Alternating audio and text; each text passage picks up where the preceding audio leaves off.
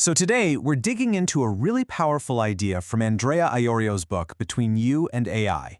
And the whole thing boils down to one simple but really profound question. Yet what if John Henry, the American folk legend, had actually survived his famous battle against the machine? I mean, think about that for a second. This one question, it changes everything about how we look at our relationship with technology, and it really sets the stage for a totally new way of thinking. Okay, so to really get why this question is so important right now, we've got to take a quick look back at that classic story of man versus machine. So you've got John Henry, right? Back in the 19th century, he was a steel-driving man. Basically, the best of the best, a symbol of pure human strength and skill. But then, one day, this salesman rolls up with a brand new steam-powered drill, claiming it can outwork any person alive. For John Henry, this wasn't just a challenge, it was a threat to his very identity. So the race was on. The steam drill, it does pretty well. It drills an impressive 9 feet before it just breaks down. It conks out. But John Henry, through sheer force of will, he hammers his way through an incredible 14 feet. He won. He beat the machine. But, and this is the whole point of the story, it was a totally tragic victory. You know, as his friends and coworkers are cheering him on, John Henry just collapses. He dies right there on the spot, his heart literally giving out. He proved that human spirit could win, but it cost him his life. And that story, man, it just forces you to ask, is going head-to-head the only way to do this? Is it the right way? And that's what brings us right back to today, because that same battle is happening all over again. Only this time, the fight isn't on a mountainside, it's happening inside our own heads. See, the old steam drill challenged our muscles. AI, it's challenging our minds. The battleground has completely shifted from physical to cognitive, and this new wave of technology, it's moving at a speed that is just mind-blowing. Just look at this number, 100 million. That's how many users ChatGPT got in just 2 months. To put that in perspective, it took the internet 7 years to reach just a quarter of the US population. We have never, ever seen change happen this fast or on this scale. It's completely unprecedented. So what do we do if we can't beat AI at its own game? You know, processing tons of data at lightning speed. What's our move? The book argues we need a whole new playbook, one that's all about doubling down on the skills that make us uniquely human.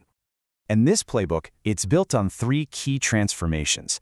First, a cognitive one. We have to learn to think in new ways.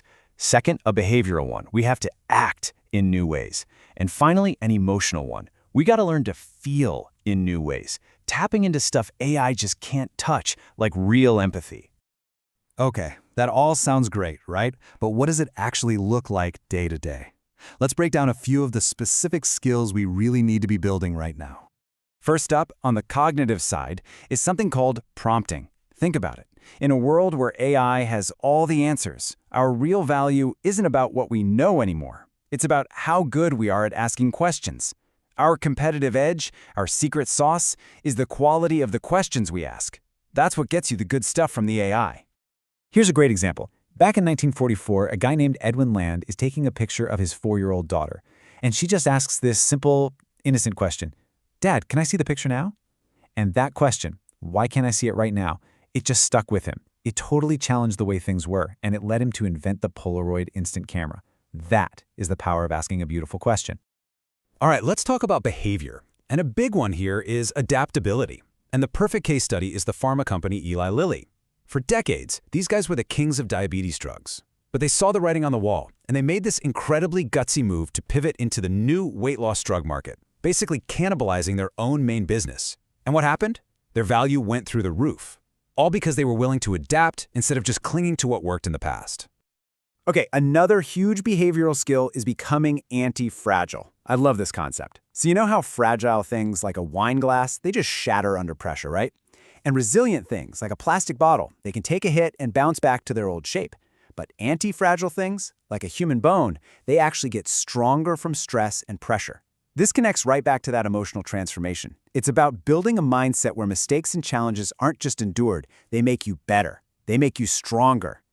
And all of this, the new ways of thinking, acting, and feeling, it all leads to the book's final, and maybe most important, shift in how we see things. We have to stop seeing AI as a rival and start seeing it as a partner. Think about Garry Kasparov, who, for my money, is the greatest chess player of all time. Well, he had his own John Henry moment back in 1997 when he was beaten by IBM's supercomputer, Deep Blue. At the time, everyone saw it as this huge milestone. The machine had finally beaten the human mind. But here's where Kasparov's story gets so interesting and so different from John Henry's. He didn't just keep fighting a battle he knew he'd eventually lose. No. Instead, he invented a whole new way to play the game. He called it centaur chess, where a human player and an AI work together as a team. And guess what? These human AI teams started consistently beating everyone. They beat the best human grandmasters, and they beat the most powerful supercomputers playing by themselves. And this right here, this is the whole thing in a nutshell. It shows us the two paths we can take. You've got the John Henry model, man versus machine. The strategy is pure competition, and the outcome? Well, it's a tragic victory at best. It's not sustainable. Then you have the Kasparov model, man plus machine. The strategy is collaboration, and the outcome? It's a whole new level of performance, something better than either human or AI could ever achieve on their own.